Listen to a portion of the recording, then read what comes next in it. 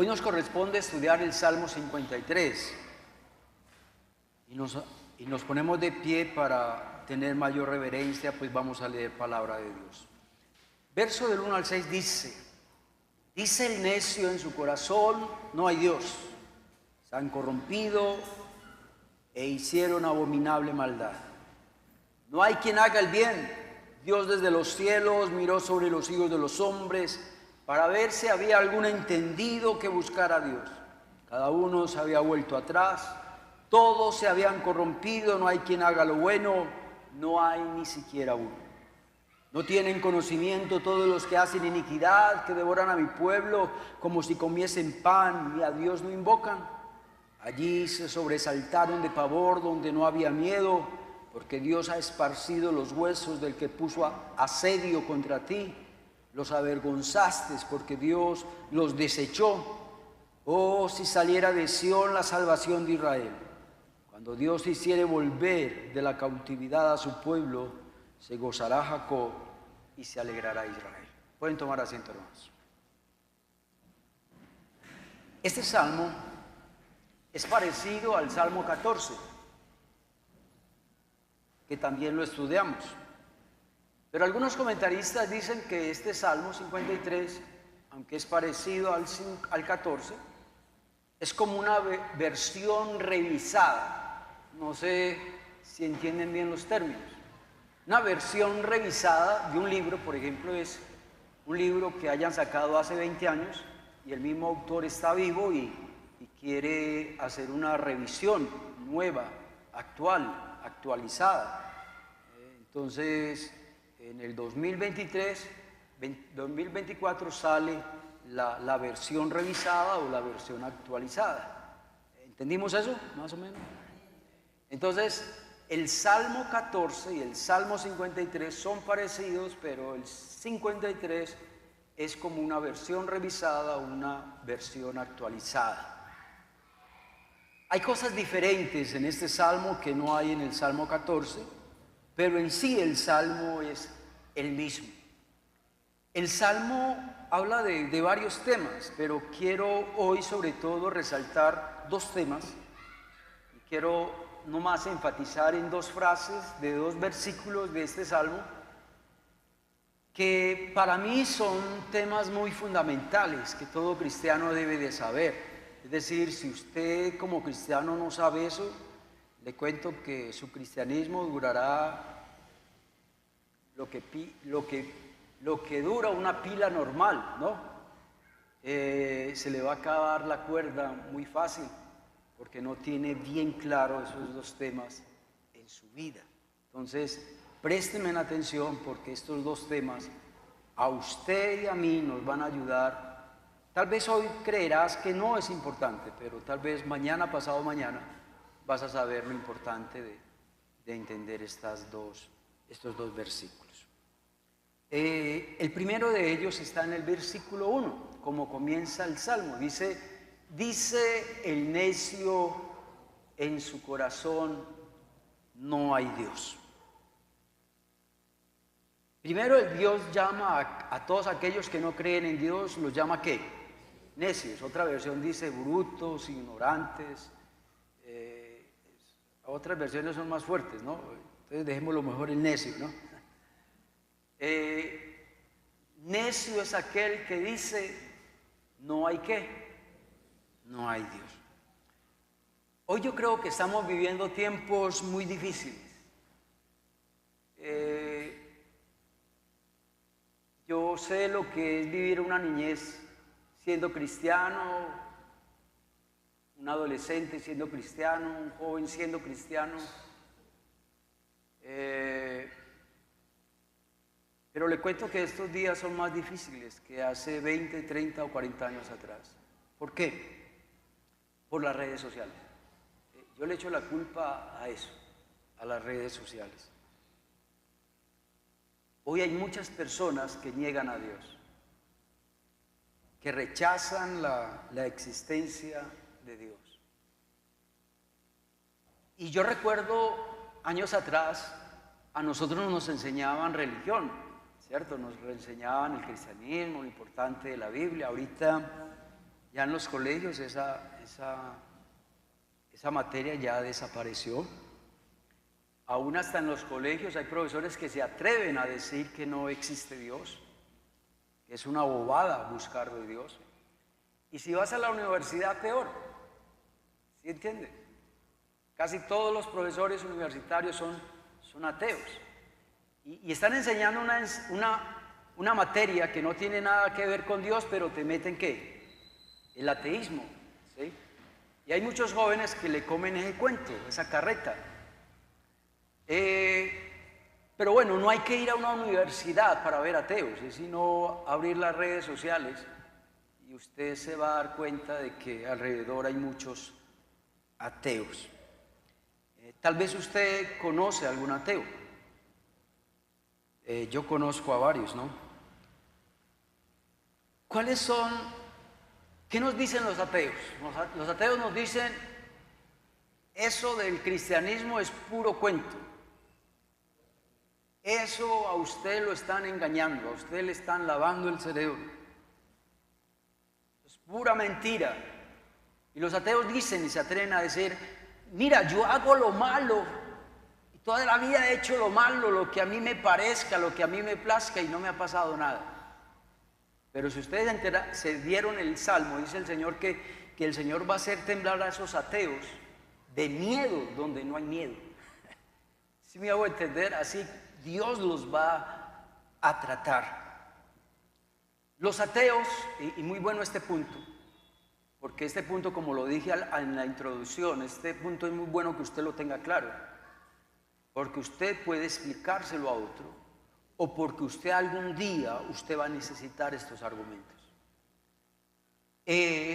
Un argumento que tienen los ateos es que ellos dicen de que ¿cómo voy a creer en Dios si a Dios nadie lo ha visto? Ese es un argumento que tienen los ateos, que a Dios nadie lo ha visto. Entonces, si nadie lo ha visto, entonces no existe. Y es verdad, a Dios nadie lo ha visto. Primera de Juan 4:12, mira lo que dice la Biblia. Primera de Juan 4:12 dice la palabra, nadie ha visto jamás a Dios. Y eso es verdad. Nadie ha visto jamás a Dios. Porque hay un texto en la Biblia que dice que no hay ser humano que viva y vea a Dios. No hay. Y el texto es muy claro, nadie ha visto a Dios. Entonces dirá usted, pastor, entonces usted le está dando la razón a los ateos. No. Hay personas en la Biblia que estuvieron muy cerca de Dios. Por ejemplo, Moisés, dice la Biblia que él hablaba cara a cara con Dios como cualquiera que habla ¿qué? A su compañero. Mire, tan cerca estuvo Moisés de Dios, no le vio, pero sí hablaban ¿qué? Cara a cara, como cuando uno habla con otra persona. Otro que estuvo muy cerca de ver a Dios fue Isaías. ¿Se acuerdan de Isaías? Dice la Biblia, dice el profeta, yo vi al Señor sentado sobre un trono alto y ¿qué? Y sublime. Él lo vio sentado, pero dice que los ángeles y arcángeles le tapaban a Dios ¿qué? La cara y todo el cuerpo y los pies. Pero el profeta Isaías lo vio, pero no vio su cara porque los ángeles ¿qué? Lo tapaban. Otro que estuvo muy cerca de ver a Dios fue Jacob. Dice la Biblia, y llamó Jacob del nombre de aquel lugar Peniel, porque dijo, vi a Dios cara a cara y fue librada mi alma. Dirá usted, pastor, pero no se contradice, ¿cómo así que lo vio cara a cara? No, esto es una figura literaria, que eso lo usan mucho los que escriben, una metáfora. ¿Qué es una metáfora? Una metáfora es una figura retórica que dice, para decir algo, lo dice en un lenguaje ¿qué? Figurado. Eso es una metáfora. Entonces no fue que Jacob ni que Moisés lo vio cara a cara, no, simplemente que lo vio tan cerca que él dijo, era como yo ver al mismo Dios que cara a cara, pero ellos no lo vieron, literalmente no. Eso fue una figura retórica de la gramática, una metáfora. Pero es verdad, nadie ha visto a Dios. Pero la Biblia, aunque nadie ha visto a Dios, pero la Biblia, ¿cómo comienza la Biblia? ¿Saben cómo comienza la Biblia? En el principio creó Dios. Es decir, ya la Biblia da por hecho que existe ¿qué? Un Dios. La Biblia, el primer texto de la Biblia da por hecho de que existe Dios. Pero vuelve y dicen, pero pastor, pero otra vez, ¿cómo voy a creer en algo que no veo? Listo, está bien. Hay cosas que usted y yo creemos que existen, pero no las hemos visto. Voy a dar varios ejemplos. Por ejemplo, el oxígeno. ¿Usted ha visto el oxígeno alguna vez? Pero ¿existe o no existe el oxígeno? Bueno. ¿Alguien ha visto el amor? Nadie ha visto el amor, pero sabemos que ese gusanito está ahí, porque amamos a alguien, porque amamos a nuestros hijos, porque amamos a nuestro esposo, a nuestra esposa, pero nadie ha visto el amor. Otra, el odio. Todos creemos que existe el odio, ¿no? Pero nadie ha visto el odio. Todos creemos en la tristeza, pero nadie ha visto la tristeza. Entonces, hay cosas que no vemos, pero sabemos que existen. Amén, hermanos. Bueno, esos son argumentos. Otro argumento que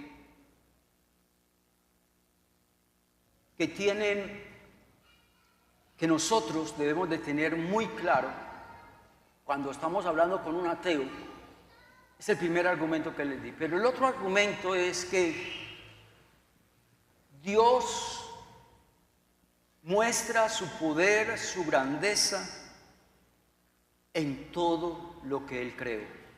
¿Me hago entender? Ese argumento ningún ateo puede desbaratarlo. ¿Sí me hago entender? Salmo 19:1, y grábese en ese texto porque algún día usted lo va a necesitar. Dice, el cielo, ¿qué tal si me colocan mejor la otra versión y después me colocan esa? Es Salmo 19:1. Los cielos cuentan la gloria de Dios y el firmamento anuncia la obra de sus manos. ¿Qué está diciendo el texto? Que los cielos le están diciendo a todo el mundo el poder de Dios, la grandeza de Dios. Que el firmamento está anunciando de que hay un creador que hizo todo eso. ¿Qué tal si leemos la versión que sigue?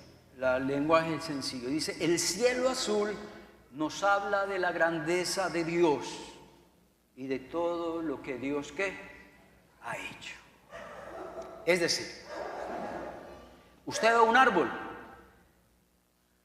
¿Dios hizo qué? Ese árbol. Usted ve el sol, las estrellas, la luna, eso lo hizo Dios. El firmamento lo hizo Dios. Usted se ve en un espejo y ese que se ve reflejado ahí en el espejo, esa persona la creó Dios. Amén, hermanos. Romanos 1:20 es otro texto que es muy importante que usted lo tenga porque usted no sabe cuándo lo va a necesitar.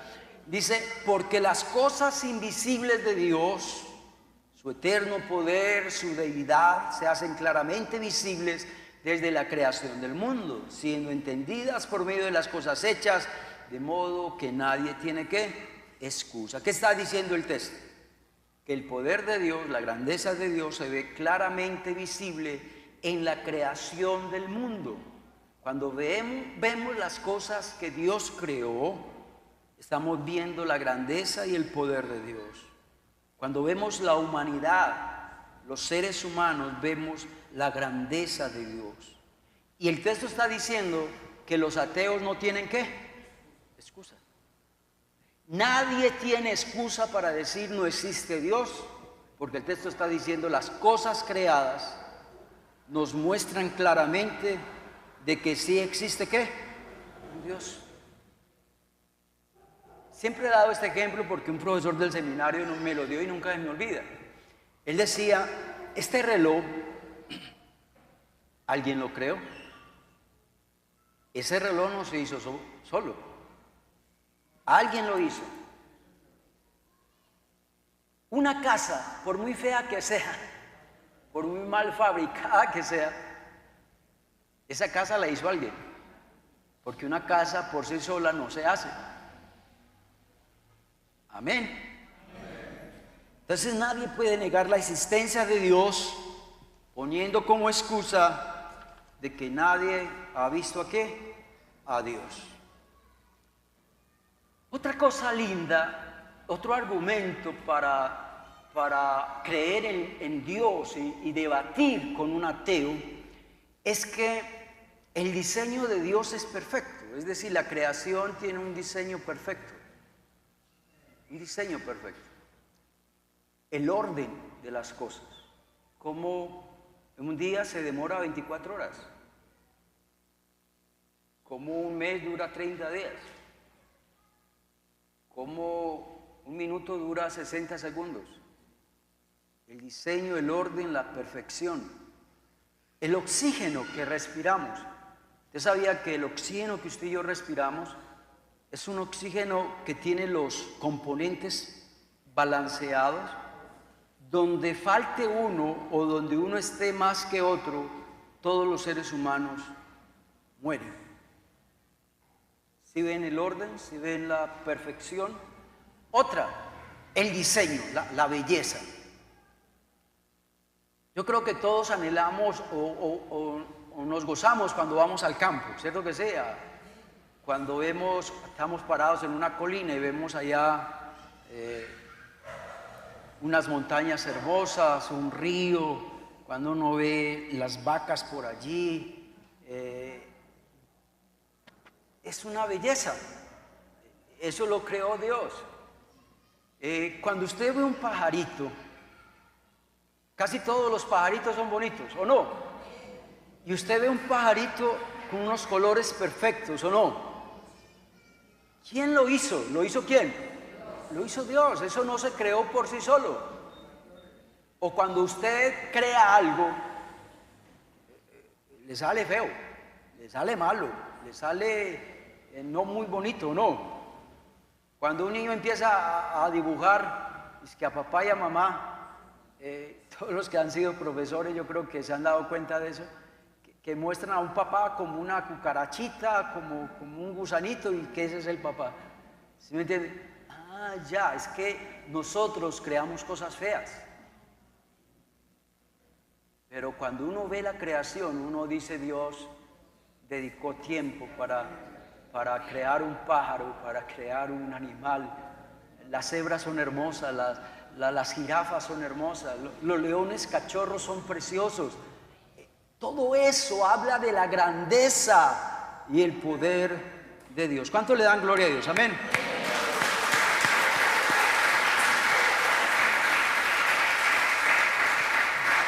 Otro argumento en contra de los ateos es ver la perfección del ser humano o de los seres vivos en cuanto a sus procesos biológicos. ¿Cómo así? ¿Con qué se come eso? Por ejemplo, un embarazo. Yo no sé si ustedes se han dedicado, han sacado el tiempo para mirar cómo crece un feto dentro del vientre de una madre. Primer mes, segundo mes, tercer mes, cuarto mes. ¿Y cómo usted compara el noveno mes con el primero? Y usted ve que es un proceso biológico maravilloso. Otra, una de las cosas que más me fascinó a mí en el colegio fue que el profesor me dijera a mí el proceso de la fotosíntesis. Eso es hermoso. Eso es precioso.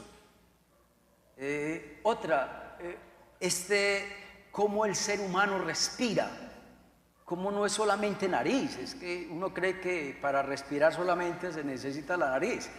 No, es todo un proceso natural. La digestión, cuando usted se come algo, cómo el cuerpo lo procesa y cómo pasa a que el cuerpo tenga energías, fuerzas, pero cuando no pasa eso, entonces el cuerpo se va a piques. Colosenses 1:16, y con esto quiero terminar este punto, porque en Él fueron creadas todas las cosas. Mire pues, las que están en los cielos, Dios creó todas las cosas que están en los cielos, las que están ¿qué? En la tierra, sea visibles, o lo que yo les decía ahora, invisibles, ¿cierto? El oxígeno que no lo vemos, invisibles, sean tronos, sean dominios, sean principados, sean potestades, todo fue creado por medio de Él y para Él. Y Apocalipsis 4:11, que es el último libro de la Biblia, que es un libro de adoración a Dios, de exaltación a Dios. Mira como dice Apocalipsis: Señor, digno eres de recibir toda la honra, la gloria, el poder, porque tú creaste todas las cosas. ¿Cuánto le dan gloria a Dios? Y por tu voluntad es que esas cosas existen y fueron creadas. Bueno, vámonos al segundo punto, y con esto quiero ir terminando. Salmo 53, versos 2 y 3. Dios desde los cielos miró sobre los hijos de los hombres para ver si había algún entendido que buscara a Dios. La decepción de Dios fue tal en el verso 3 que dice: cada uno se había vuelto atrás, todos se habían corrompido, no hay quien haga lo bueno, no hay ni siquiera ¿qué? Esa frase, ¿por qué es importante que un cristiano entienda este punto? Que no hay quien haga lo bueno, no hay ni siquiera ¿qué?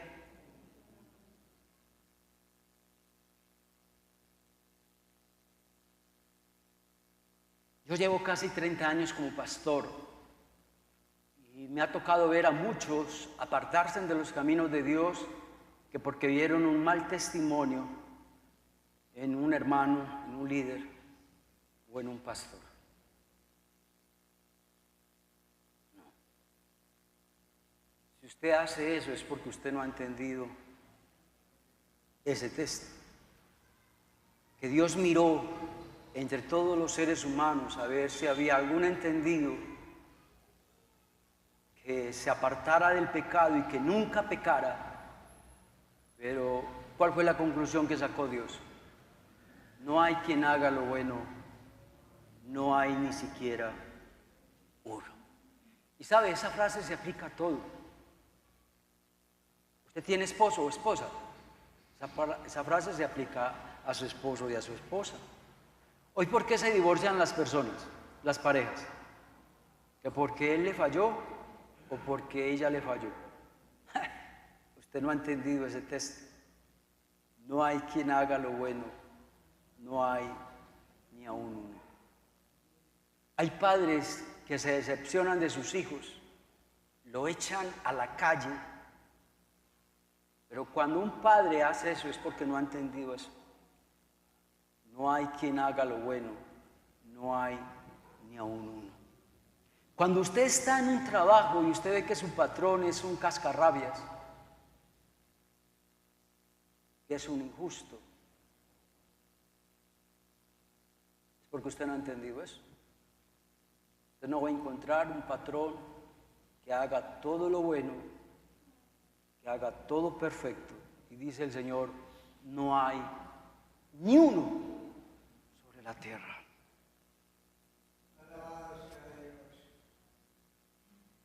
Todos los hombres, sin excepción, somos culpables del pecado. Todos los hombres luchamos con el pecado. El pecado es una realidad en todo ser humano. Nadie puede acá levantar la mano, pastor, yo no mato una mosca.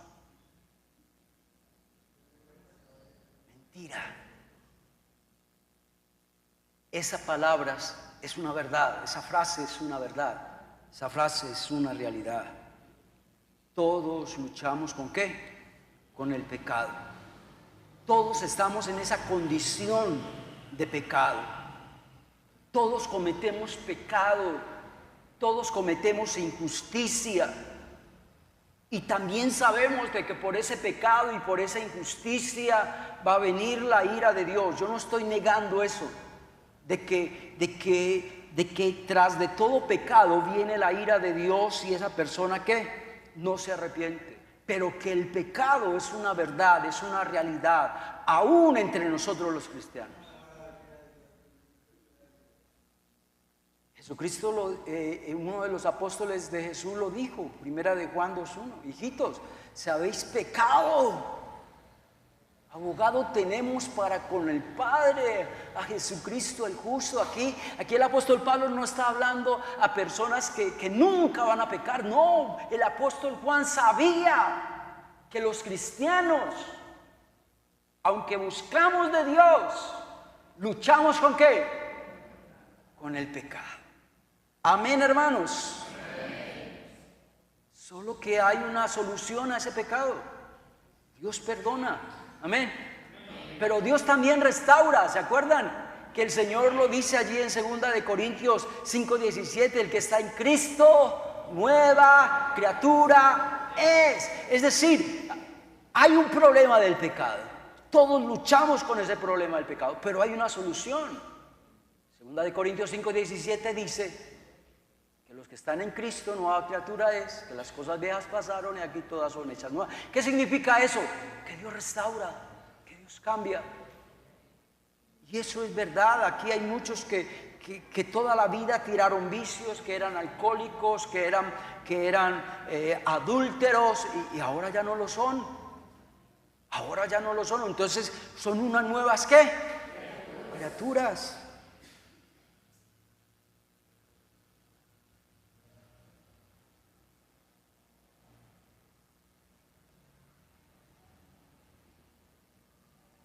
Entonces, ¿qué hacemos con aquellos hermanitos que se desaniman por el mal testimonio de algunos? Y sacan esas cosas, no vuelvo a esa iglesia porque esa iglesia es una manada de hipócritas. ¿Han escuchado eso o no? ¿Cómo? La verdad es que siempre es paso con uno más. Y es verdad, hermano, nosotros, aquí nadie es perfecto, aquí nadie puede levantar y decir yo nunca he pecado. O levante la mano el que diga que nunca ha pecado. Levante la mano. Nadie. Si unos pecan en una cosa, usted peca de otra manera. Y nadie se puede desanimar por el mal testimonio de otros. Hebreos 12:2, ¿qué dice? Como dice la Biblia, que no hay justo ni aun uno, no hay ni uno que diga que no ha pecado. El único que ha sido tentado en todo, pero sin pecado, ¿quién es? Es Jesucristo. Por eso dice el texto, Hebreos 12, dice, puesto los ojos ¿en quién? En Jesús. Entonces nadie tiene excusa para apartarse de los caminos de Dios por el mal testimonio de alguien, ni de un pastor, ni de un líder. Porque usted y yo no tenemos que poner la mira en el hombre, sino poner la mira ¿en quién? En Jesús. Nadie en la vida, oiga, nadie en este mundo merece que usted le observe, que usted le imite, porque nadie es digno de que lo imite. El único ser humano que se atrevió a decir imíteme a mí, ¿quién fue? Fue el apóstol Pablo, y pare de contar, nadie más. Ni Pedro, ni Lucas, nadie. Solo Pablo se atrevió a eso. Y yo creo que ningún pastor sobre la tierra, ni ningún cristiano sobre la tierra dice, imitadme a mí, así como yo imito a Cristo. No, porque por más que usted mire a esa persona le va a encontrar ¿qué? Peros. Por más que usted mire a esa persona le va a ver defectos. Por eso usted y yo no debemos de voltear a ver a nadie. No pierda el tiempo de ver cómo camina aquel o cómo camina aquella. No pierda el tiempo, eso es perder el tiempo. Que aquel hermanito está haciendo eso. Sí, eso es él. ¿Y a usted qué? ¿A no le importa? Así de sencillo. No pierda el tiempo en mirar a otros cómo andan o cómo viven. Preocúpese por qué. Por usted mismo. Preocúpese por usted. Pero no se preocupe por el otro. Que Dios no nos mandó a eso. A preocuparnos por la vida espiritual de otro, no. Cada uno tenemos que dar cuenta a quién. A Dios. Entonces preocúpese por su propia vida espiritual. No por la vida espiritual de otro. No pierda el tiempo en eso, ni pierda energías en eso. Les voy a contar algo y les voy a abrir mi corazón. Ser pastor no es fácil. Ser pastor no es fácil porque los años que yo llevo como pastor he pasado momentos buenos, muy buenos. Yo creo que son más buenos que malos. Pero una de las cosas que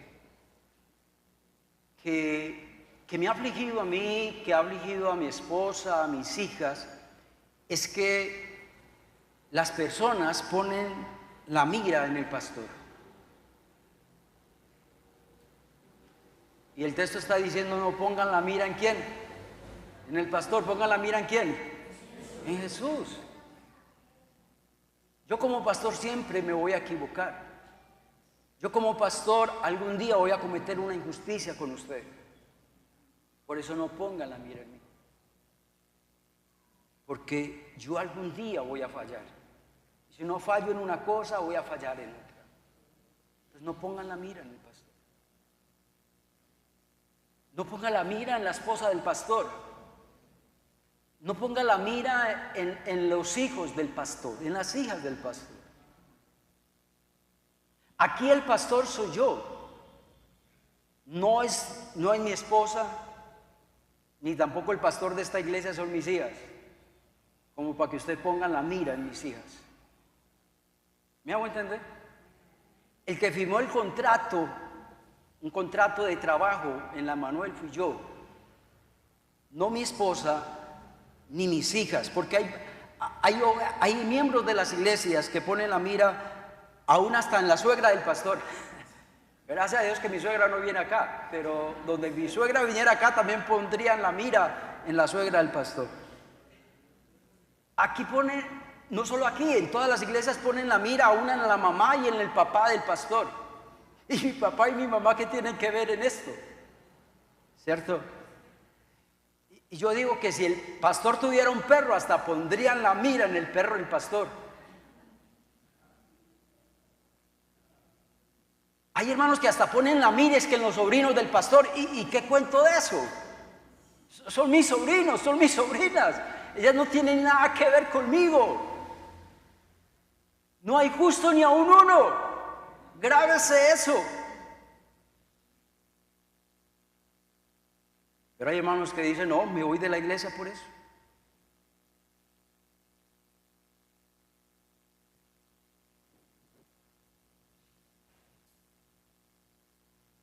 Yo digo algo, en 30 años que llevo como pastor, yo he trabajado esta conclusión, no solo yo, también mi esposa y mis hijas. Por eso, gracias a Dios, yo no soy un neófito en esto. Ya llevo años y callo en esto. Y mis hijas y mi esposa y yo hemos entendido que en una iglesia vamos a tener personas que nos quieren y también vamos a tener personas que no nos quieren. Porque pastor perfecto no hay. Entonces, como yo no soy perfecto, entonces va a haber gente que no me va a querer. pero por eso yo no voy a dejar el ministerio. Y otra, usted tampoco tiene que irse de la iglesia que porque no le cae bien el pastor o porque no le cae bien la esposa del pastor. En 30 años que llevo como pastor hay hermanos que pasan por encima de uno y no lo saludan, que saludan al que está al lado hablando conmigo, pero a mí no me saludan. En 30 años como pastor he visto hermanos de las iglesias que no saludan a mi esposa, que no saludan a mis hijas. Hermanos, ustedes están colocando una vara muy alta al pastor. Yo como pastor soy igual que ustedes. No tengo nada de especial. Cometo errores como cualquier ser humano.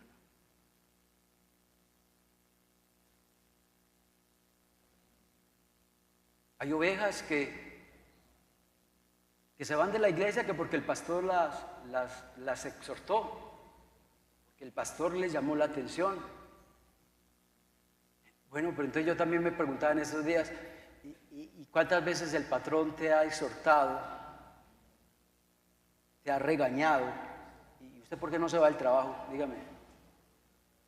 ¿Por qué no se va al trabajo si tenés un patrón que te regaña y te exhorta? Pero si te vas de una iglesia porque el pastor te exhortó.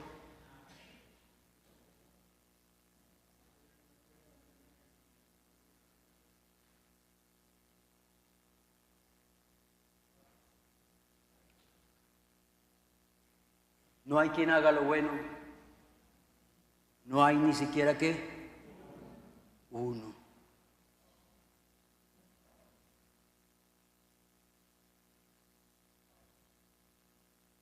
Me encontré por ahí un escrito lo más de bonito y quiero terminar con esto. Todos quieren un pastor perfecto. Si es gordo, lo critican que porque le falta ayuno. Pero si es flaco es porque está pasando hambre, porque los hermanos no diezman ni ofrendan. Si es joven, le falta madurez. Pero si es ya viejo, le falta energía, le falta entusiasmo y es muy cantaletoso y regañón. Si el pastor es alegre, entonces le falta seriedad. Y si es serio, entonces es un amargado, le falta amor. Y esa forma de ser ahuyenta a las ovejas. Si el pastor es de carácter, entonces es un cascarrabias, un regañón. Pero si es una alcahueta, entonces no tiene carácter. Si viste bien, es un orgulloso. Y si viste mal, es un anticuado, un cochino, un dejado y no tiene gusto. Si predica largo, es un aburridor. Pero si predica corto, se quedó sin repertorio. Hermanos, eso es poner la vara muy alta para nosotros los pastores. Esas expectativas tan altas, ningún pastor, le cuento, ningún pastor va a cumplir con esas expectativas.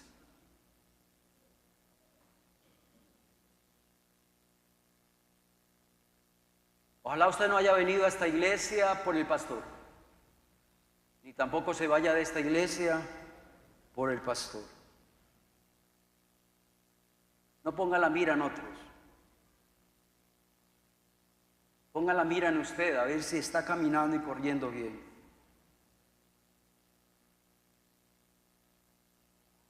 Amén. Vamos a orar. Dios, gracias por tu palabra. Gracias porque nos has dicho hoy que los necios dicen que no hay Dios. Pero hoy también nos has enseñado, Señor, que no hay justo ni aun uno. No hay quien haga lo bueno. Que nadie es digno de que lo imiten, de que lo miren, de que lo observen. Que el único a quien debemos de poner nuestros ojos es en Jesús, el autor y el consumador de la fe. Y que en esta tierra No vamos a encontrar pastores perfectos, líderes perfectos, esposas perfectas, esposos perfectos, hijos perfectos, hijas perfectas. Y en esta tierra no vamos a tener ni supervisores ni patrones perfectos. Ayúdanos, Señor, para que podamos vivir con esa realidad, porque es una realidad. Gracias por tu palabra en esta noche. Amén. Dios los bendiga, hermanos. Estén bien.